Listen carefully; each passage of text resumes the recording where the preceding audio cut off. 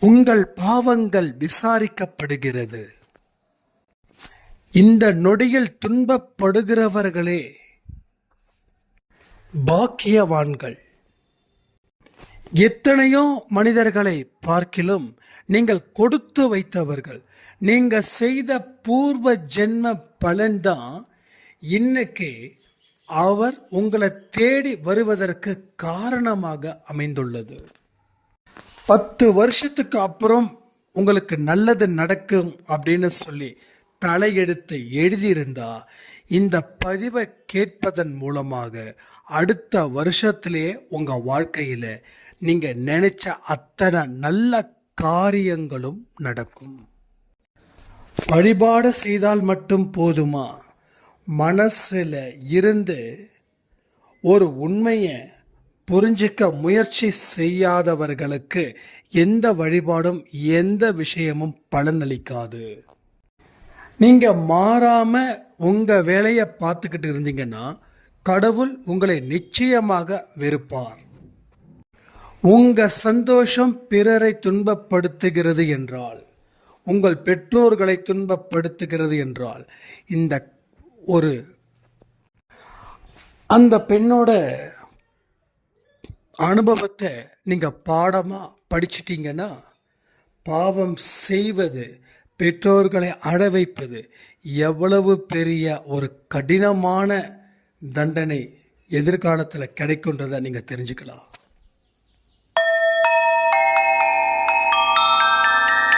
ஓம் சாயிரா சாயிரா, ஓம் சாயிரா சாயிரா, ஓம் சாயிரா சாயிரா, அன்பே சாயிரா, பேரன்பே சாயிரா, அகிலம் தளிக்க ஆத்மா விழிக்க அனுதினம் சாயிரா, எங்கள் அன்பே சாயிரா.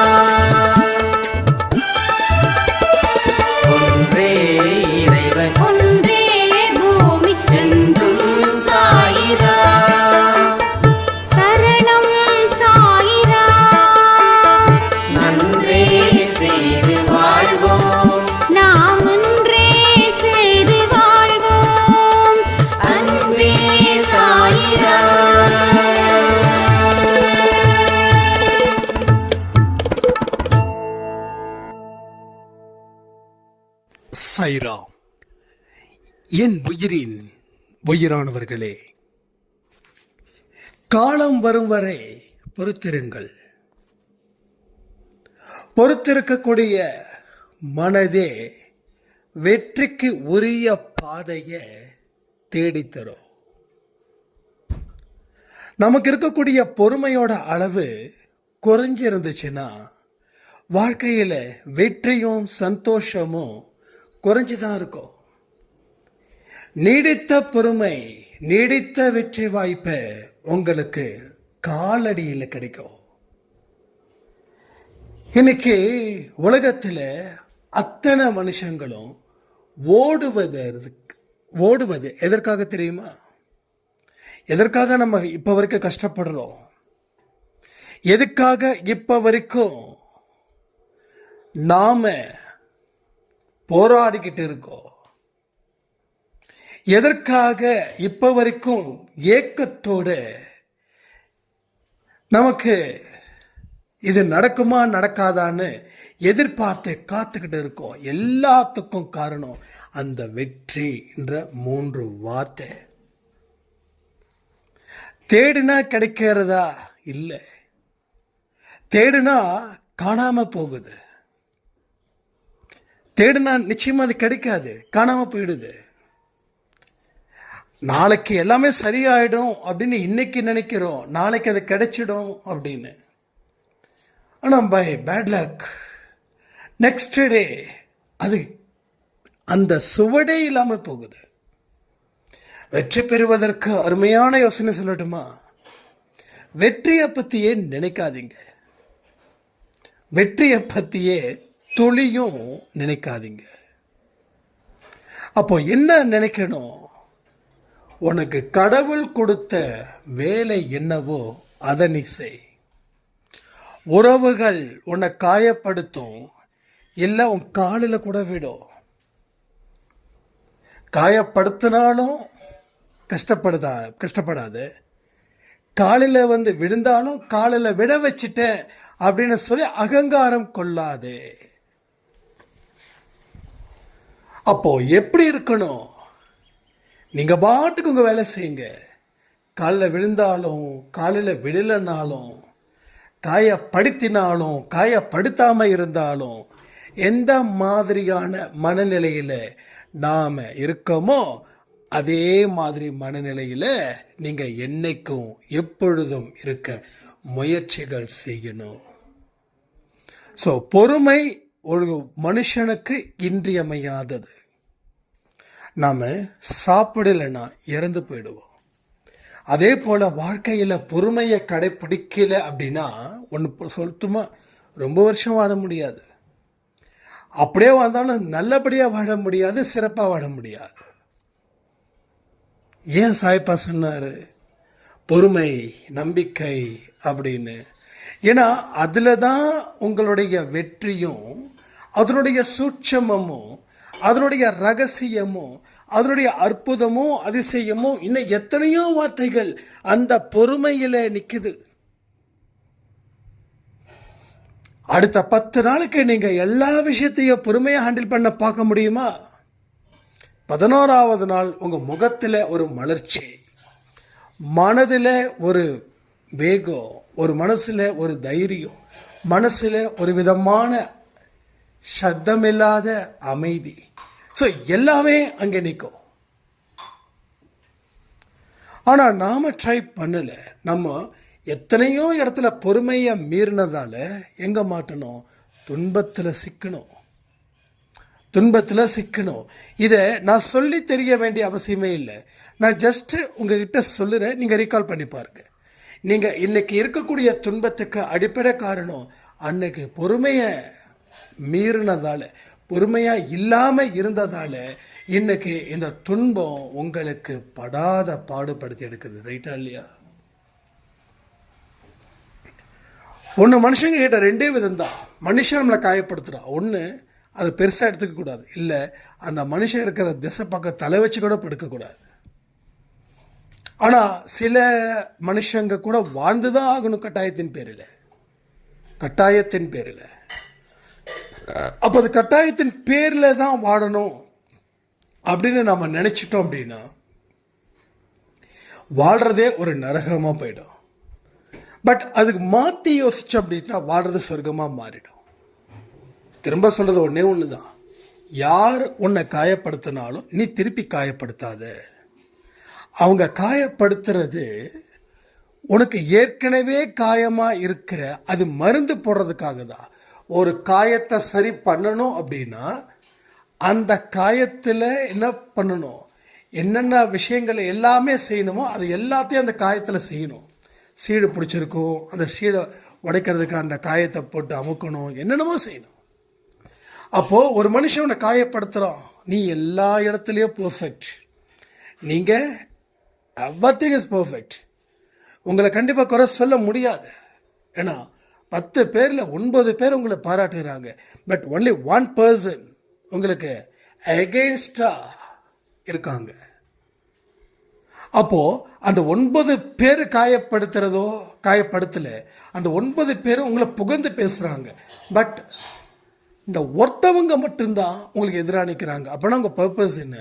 வாட்ஸ் ஆ பர்பஸ் அப்படின்னா தட்ஸ் ஒன்லி 1 பர்பஸ். உங்களை என்றைக்குமே காயப்படுத்தணும், உங்களை என்றைக்குமே என்ன பண்ணணும், மனசுக்குள்ளே ஒரு பாரத்தை கொடுத்துக்கிட்டே இருக்கணும். தட்ஸ் அ பாயிண்ட் அவங்க சைடில் இருந்து.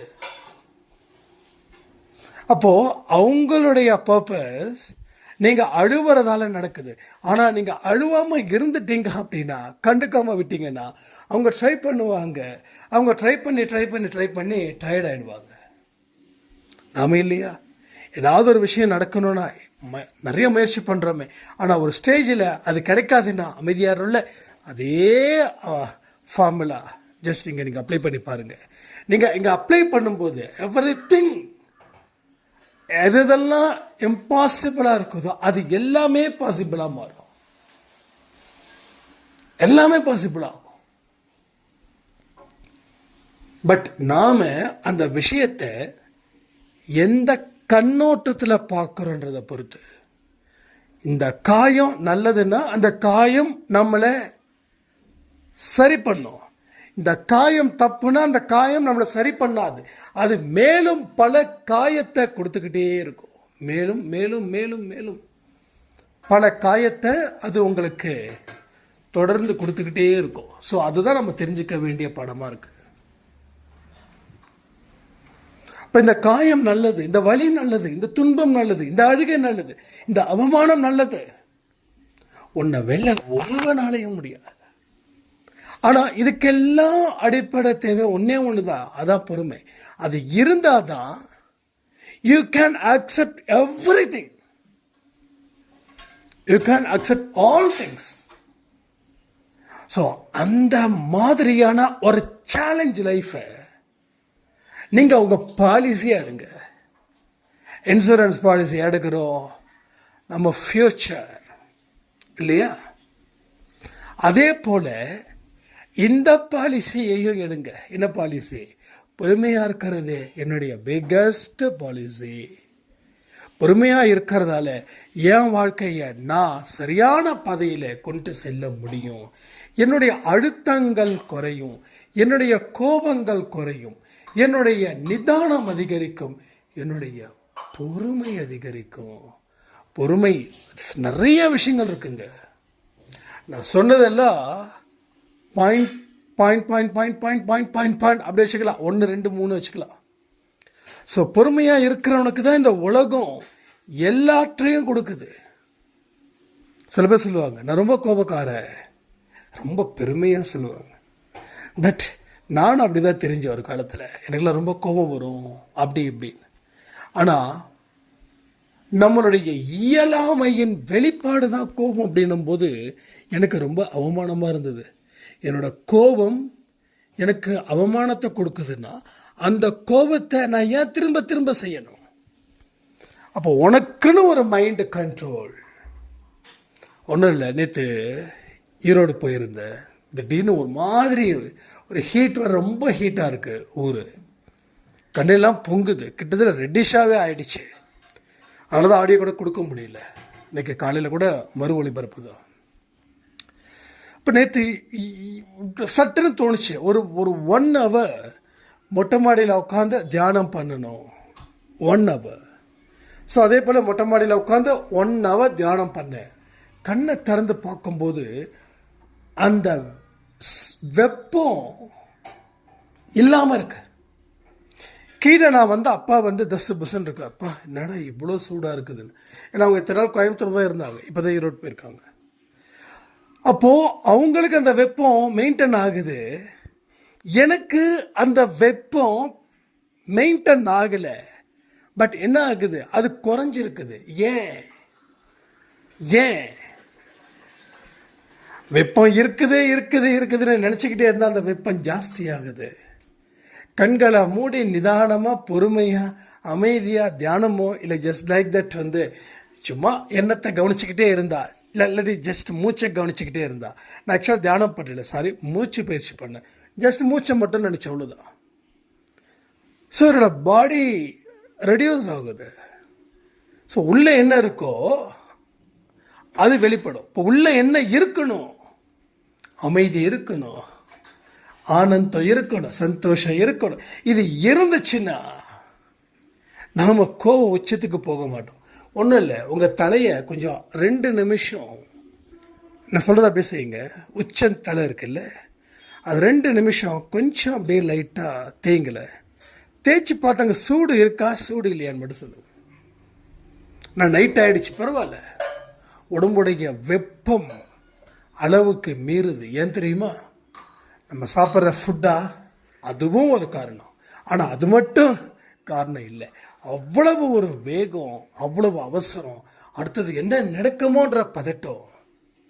அவசரப்படுறவனுக்கு வாழ்க்கையில் எதுவுமே இல்லை, ஆத்திரப்படுறவனுக்கு வாழ்க்கையில் எதுவுமே இல்லை. சில பேர் பார்த்திங்கன்னா எப்போ பார்த்தாலும் ஒரு மாதிரி பதட்டமாக இருந்துக்கிட்டே இருப்பாங்க. பட் அவங்களால எந்த ஒரு விஷயத்தையும் அவங்க சால்வ் பண்ணவோ இல்லை சாதிக்கவோ முடியவே முடியாது. ஸோ முடியாது. ஸோ அந்த மாதிரி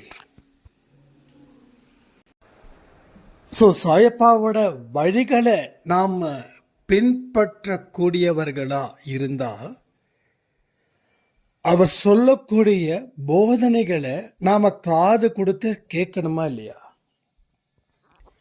அப்போ அவர் என்ன சொல்லியிருக்காருன்னு கேட்குறீங்களா? ஒன்னே தான் சொல்லியிருக்கார். எல்லாத்துக்கும் காலமும் நேரமும் வரும், அது வரைக்கும் காத்திரு, பொறுமையாயிரு. உடனுக்கு உடனே நடக்கணும் அப்படின்னு நினைச்சு ஏங்காத. நீ இப்பதான் வந்திருக்க, இனி என்னென்னலாம் செய்யணும், ஏகப்பட்ட வழிகள் இருக்கு, ஏகப்பட்ட முயற்சிகள் நீ செய்யணும், அதற்கு தகுந்தது போல உழைக்கணும், இது எல்லாம் செய்யணும். இதெல்லாம் செஞ்சு முடிச்சதுக்கு அப்புறம் தான் நீ எதிர்பார்த்த ஒரு வெற்றி உனக்கு கிடைக்கும். உனக்கு சாதாரணமாக ஒரு வெற்றியை அவர் கொடுத்துட்டான்னு வச்சுக்கோங்களேன். உங்களுக்கு ஒரு வெற்றியை நீங்கள் கேட்ட உடனே கொடுத்துட்டா அந்த வெற்றிக்கு வேல்யூ இல்லாமல் போயிடும். கேட்டால் கொடுத்தாரு அப்படின்ற மாதிரி ஆகிடும்.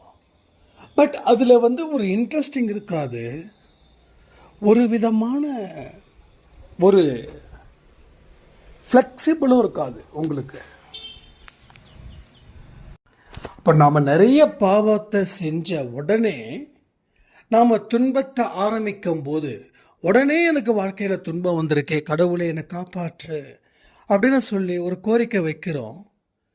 அந்த கோரிக்கை நிறைவேறலை அப்படின்ன உடனே அவர் மேலே நமக்கு கோபமும் வந்துடுது, வெறுப்பும் வந்துடுது. ஆனால் அவர் என்ன சொல்கிறாருன்னா, நீ சந்தோஷமாக இருந்தல்ல, நீ ஒரு தப்பு செஞ்சதால சந்தோஷமாக இருந்தல்ல, அப்போ அந்த தப்பு செய்யும்போது என்கிட்ட கேட்டியா? ஒரு முடிவெடுக்கும் போது உனக்கு சாதகமாக முடிவெடுத்த நிறைய பேர் பாதிக்கப்பட்டுவாங்கன்னு தெரிஞ்சும் ஒன்றும் இல்லை. ஐ திங்க் ஒரு 30 years தான் இருக்கும் உங்களுக்கு. நமக்கு தெரிஞ்சவங்க, அன்பிசாய் குடும்பம் இல்லை, தெரிஞ்சவங்க, அவங்களுடைய மேரேஜ் லவ் மேரேஜ். அவங்க அம்மாவும் அவங்க அப்பாவும் அந்த பெண்ணோட காலில் விழுந்து கெஞ்சுறாங்க, பெண்ணுடைய காலில் விழுந்து கெஞ்சுறாங்க. இந்த பெண் நேராக போலீஸ் ஸ்டேஷன் போயிட்டாங்க. என்னுடைய காதலை பிரிக்கிறாங்க, எனக்கு நீங்கள் தான் பாதுகாப்பு கொடுக்கணும். எங்கள் அப்பாவும் எங்கள் அம்மாவையும் அவங்க மேலே கேஸ் கொடுக்கறது போல. பெற்றவங்க ஓடி அவ்வளோ கதறாங்க. இதில் வேற ஒருத்தவங்க சொன்னது, கத்தரி அழுகுறாங்க, வேண்டாமா உனக்கு அந்த பையன் சரியில்லை, நம்ம தெருவிலே அந்த பையனை பற்றி தப்பாக பேசுகிறாங்க, வேண்டாம், இல்லை அவன் தான் வேணும், அவன் தான் வேணும், அவன் தான் வேணும் சொல்லி அவ்வளவு தூரம் இது பண்ணி கடைசியில் போலீஸ்காரவங்க ஒன்றே சொல்லிட்டாங்க, உங்கள் பொண்ணு மேஜர், நாங்கள் எதுவுமே பண்ண முடியாதுன்னு சொல்லி அந்த போலீஸ்கார், அந்த இன்ஸ்பெக்டருமே நான் ஒரு அப்பா மாதிரி உங்களுக்கு நான் சொல்கிறேன், தயவுசெய்து உங்கள் அம்மா அப்பா சொல்கிறத கேளுங்க, பொறுமையாக முடிவு பண்ணுங்க. அந்த பெண் ஒத்துக்கவே இல்லை. ஃபைனலாக என்னாச்சு தெரியுமா? 2 வருஷம் சந்தோஷமாக வாழ்ந்தாங்க, ஒரு குழந்தை பிறந்தது. அதுக்கப்புறம் அவன் வேற ஒரு பொண்ணு கூட ஓடி போயிட்டான். இப்போ என்ன நடந்தது? அப்போது உங்கள் அந்த பெண்ணுடைய சுயநலத்துக்காக பெற்றோர்களை தவிக்க விட்டு, பெற்றோர்கள் காலில் விழும்போது கூட அந்த பெண்ணுடைய மனசு கல்லாக இருந்துச்சு அப்படின்னா, நீ உன்னுடைய பெற்றோர்கள் பட்ட வலியை என்னைக்காவது ஒரு நாள் நீ பெறுவாய் அப்படின்ற ஒரு வார்த்தைக்கு ஏற்றது போல இன்னைக்கு அந்த பெண்ணுடைய நிலைமை ரொம்ப மோசமாக இருக்குது. பெற்றோர்கள் சேர்த்துக்கல. என்ன நடந்துச்சுன்னா, அவங்க அப்பா இறந்துட்டாரு, அவங்க அம்மா ரொம்ப டோட்டலாக டிப்ரெஸ்டு. அவங்க அப்பா அந்த அதிர்ச்சியிலேருந்து ஒரு வாரமாக 2 வாரத்தில் இறந்துட்டார், ஹார்ட் அட்டாக்கில். அப்போ எப்படி இந்த அம்மா ஒத்துப்பாங்க? அப்போ இன்னைக்கு வரைக்கும் அந்த பெண் கதறாங்க. அப்போ என்ன நடக்குது? உன்னுடைய சுயநலத்துக்காக நீ மற்றவங்களை பலி கொடுக்கும்போது அந்த வலி வேற ஒருத்தன் உனக்கு ஒன்றை பலியிட வருவான். இப்போ இந்த பெண் அவனை நம்பினதால அவன் 2 வருஷம் வாழ்ந்துட்டு போயிட்டான். இப்போ அந்த குழந்தைய வளர்க்க இவங்க எவ்வளோ கஷ்டப்படணும், எவ்வளோ சிரமப்படணும். அவங்க சொந்தக்காரங்க யாருமே அவங்களுக்கு எந்த உதவியும் செய்யல. தனித்து விடப்பட்டிருக்கான். கிட்டத்தட்ட ஒரு 3 மாதம் 4 மாதம் போராடி என்ன பண்ணுறது ஏது பண்ணுறது தெரியாமல் அழுது கடவுளே என்னோடய அம்மா ஏற்றுக்கணும் சொல்லி அழுதுகிட்டு இருக்கிறதா எனக்கு ஒருத்தவங்க சொல்லியிருந்தாங்க. அப்போ தான் யோசித்தேன், நம்ம சந்தோஷம் முக்கியம்னா அடுத்தவனை அழ வச்சோ வேதனைப்பட்டுதான் அந்த சந்தோஷம் எப்படிப்பட்ட சந்தோஷமாக இருக்கும், எவ்வளவு பாவங்கள் நிறைந்த சந்தோஷமாக இருக்கும். இப்போ அந்த பெண் கடவுளே என்னையும் என் குழந்தையும் காப்பாற்றணும் அப்படின்னா கடவுள் உடனே இந்தாம்மா அப்படி சொல்லிட்டாங்கன்னா என்ன ஆகும்? யோசிச்சு பாருங்க. நீங்கள் கடவுள் ஸ்தானத்தில் இருந்து யோசிச்சு பாருங்க. கடவுள் ஸ்தானத்தில் இருந்து யோசிச்சு பாருங்க. அப்போது பாதிக்கப்பட்ட உன்னோட அப்பாவோட உயிர் போயிடுச்சு, உன்னோட அம்மாவோட நிலைமை ரொம்ப மோசமாக இருக்குது. இப்போ என்ன சாதிச்ச, என்ன சந்தோஷத்தை அனுபவிச்ச? இப்போ உன்னோட குழந்தைக்கு அப்பா யாருன்னா என்ன பதில் வரும்? எவ்வளவு பெரிய கிரிட்டிக்கலான விஷயங்கள் இருக்கு தெரியுமா?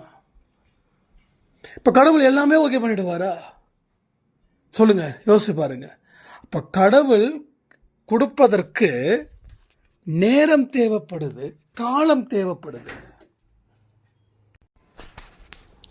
அப்போ நாம் துன்பப்படும் போது தேவனை தேடுகிறோம், தேவன்கிட்ட சரணடைகிறோம், தேவன்கிட்ட இது வேணும் அது வேணும்னு கேட்குறோம்.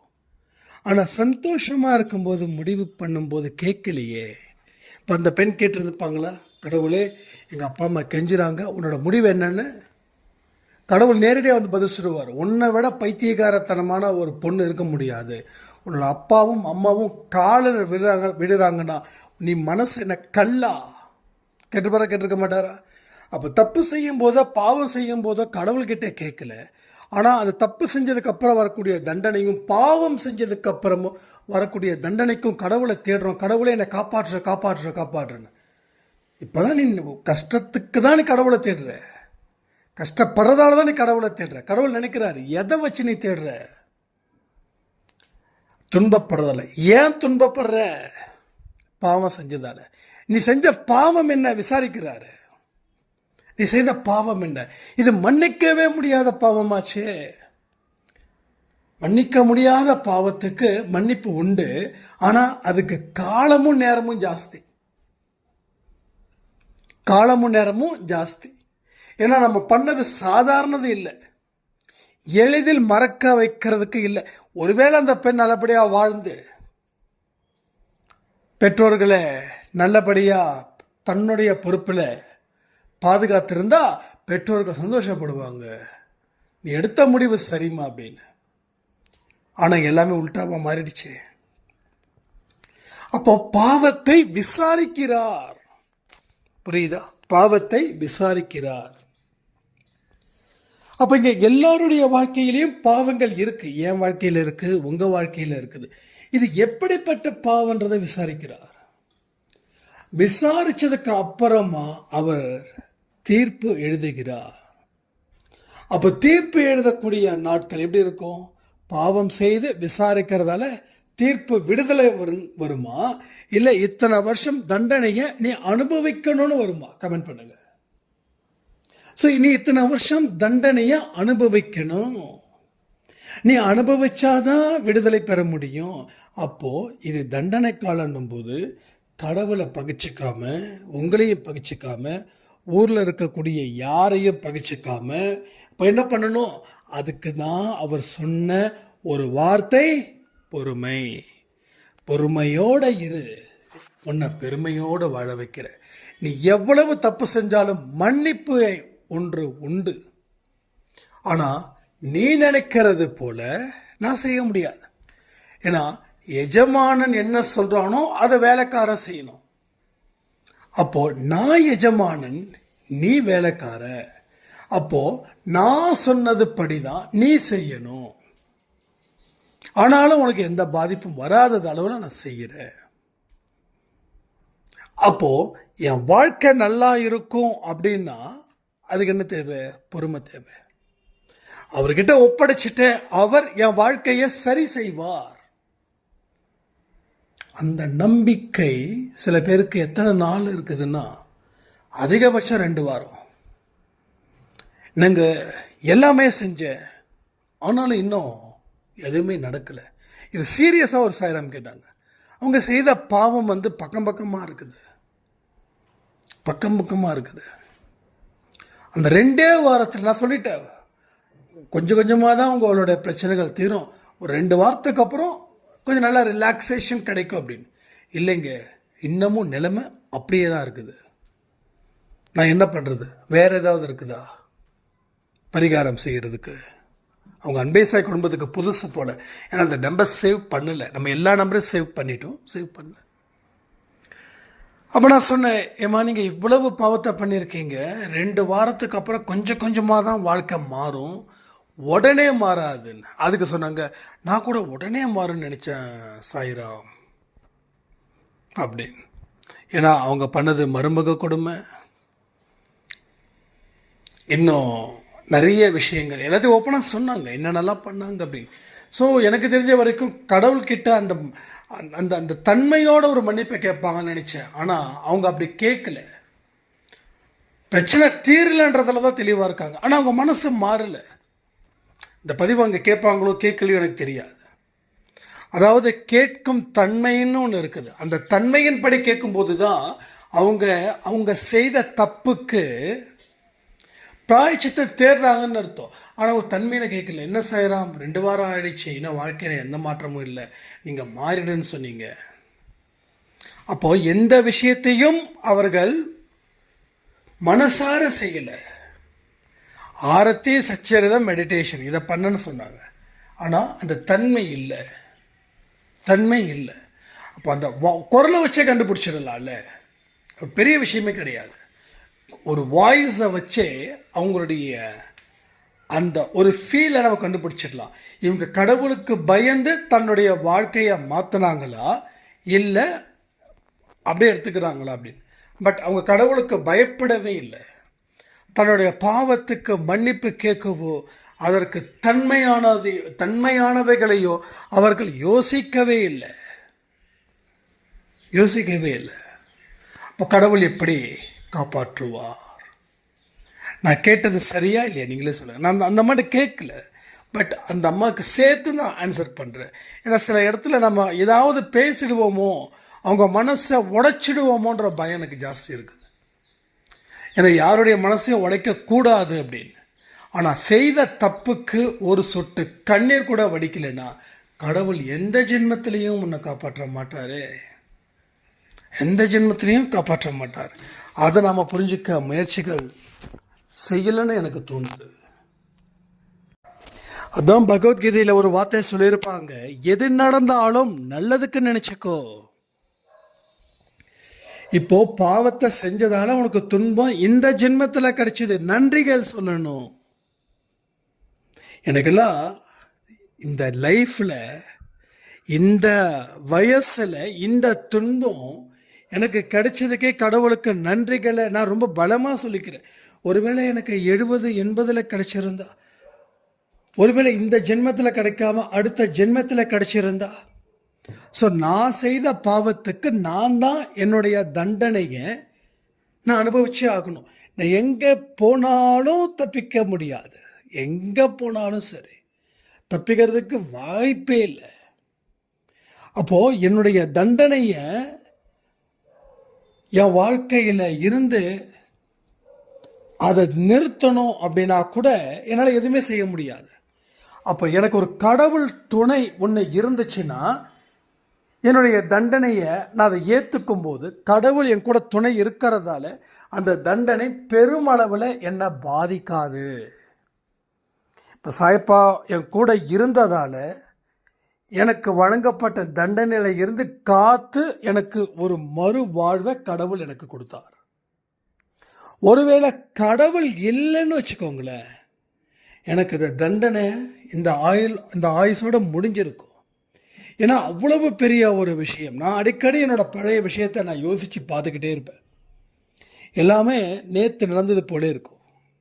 எதுக்கு இதை மறக்காமல் வச்சுருக்கேன்னா, அப்போ தான் நான் கடவுளை மறக்க மாட்டேன், அப்போ தான் பாவம் செய்யக்கூடாது அப்படின்ற ஒரு கோட்பாடையும் நான் வச்சுக்க முடியும். அதனால தான் நான் எப்பயுமே என்னோடய லைஃப்பில் இருக்கக்கூடிய கசப்புகளை மறக்கக்கூடாதுன்றதுக்காக அடிக்கடி ரிப்பீட் ஆகிட்டே இருக்கும். இல்லைன்னா ஏதோ ஒரு மூவி பார்க்கும்போதோ இல்லை வேறு யாரோடைய விஷயத்தை கேட்கும்போதோ அது எனக்கு கனெக்ட் ஆகும். அப்போ நீங்கள் எல்லாருமே இன்னைக்கு துன்பப்படுறீங்க. இப்போ கடவுளை நீங்கள் நல்லா ஐடென்டிஃபை பண்ணிட்டீங்க. கடவுளை நீங்கள் பக்காவாக ஐடென்டிஃபை பண்ணிட்டீங்க.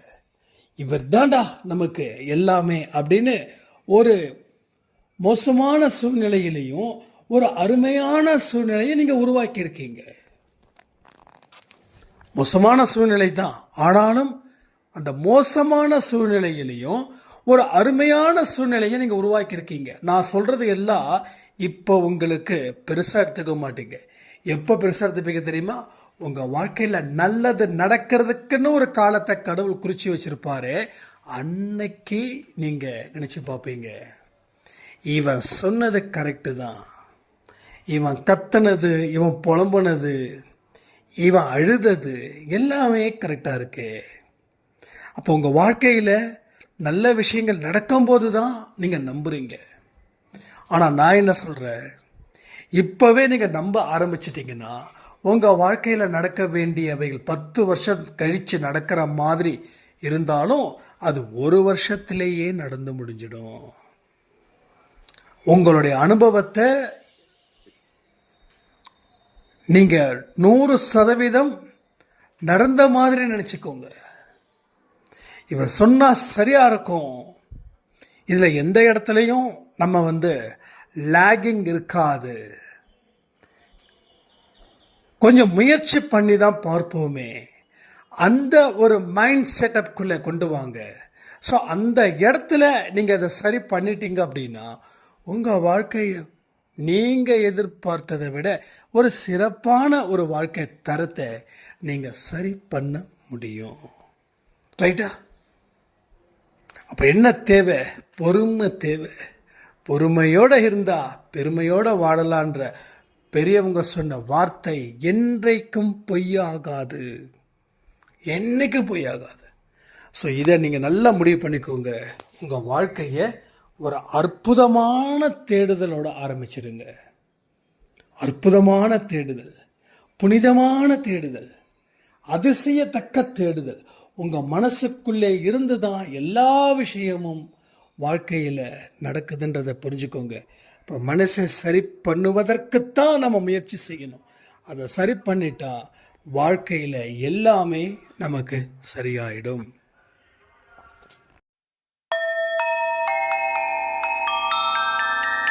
ஓம் சாயிரா சாயிரா, ஓம் சாயிரா சாயிரா, ஓம் சாயிரா சாயிரா, அன்பே சாயிரா, பேரன்பே சாயிரா, அகிலம் தளிக்க ஆத்மா விழிக்க அனுதி